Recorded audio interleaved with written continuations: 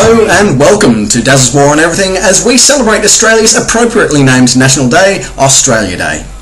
Australia Day is celebrated every year on January 26th, but there's much more to it than just being able to drink yourself stupid on a Sunday with a government-sanctioned Monday off to recover.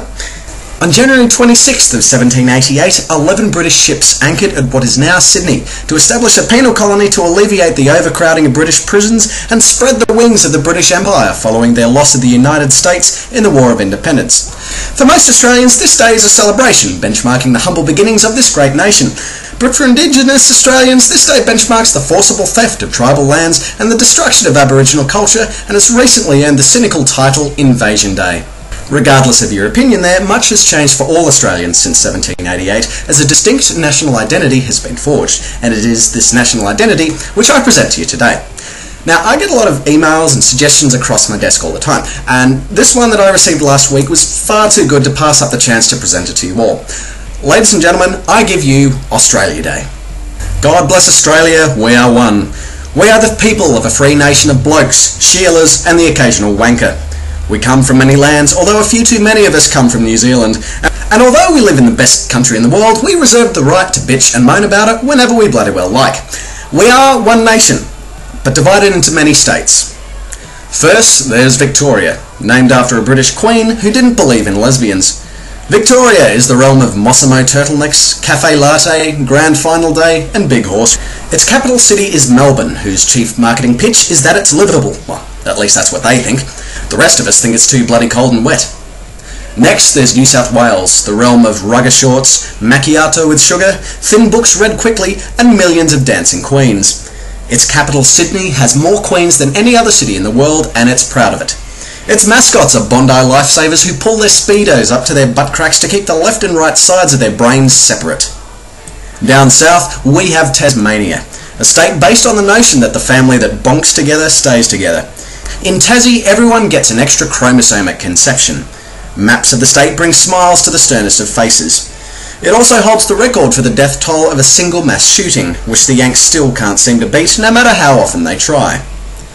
South Australia is the province of half-decent Reds, a festival of foreigners, and bizarre axe murders.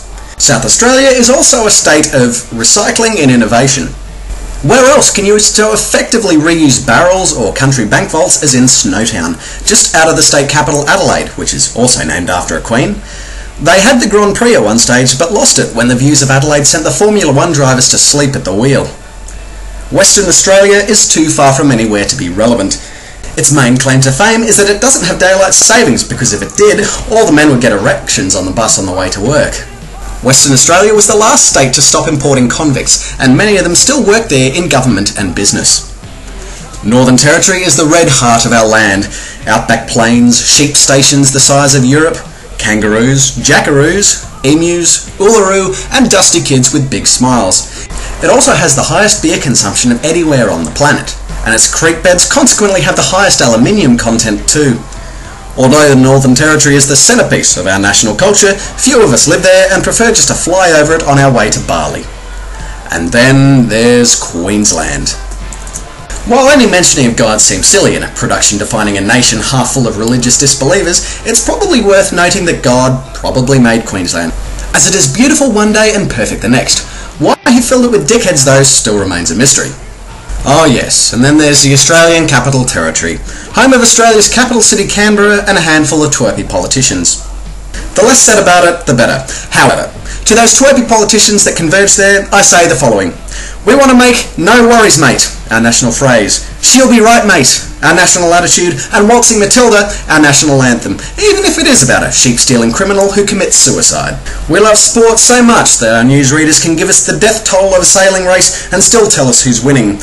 We are the best in the world at all the sports that count, like cricket, netball, rugby league, rugby union, Australian footy, roo shooting, two-up, and horse racing. Stand proud, Aussies. We root, we shoot, we vote. We are girt by sea and pissed by lunchtime. I am, you are, we are Australian. We also shoot and eat both the animals that are on our national crest, and no other nation in the world holds this distinction. Have a happy Australia Day, and take care out there.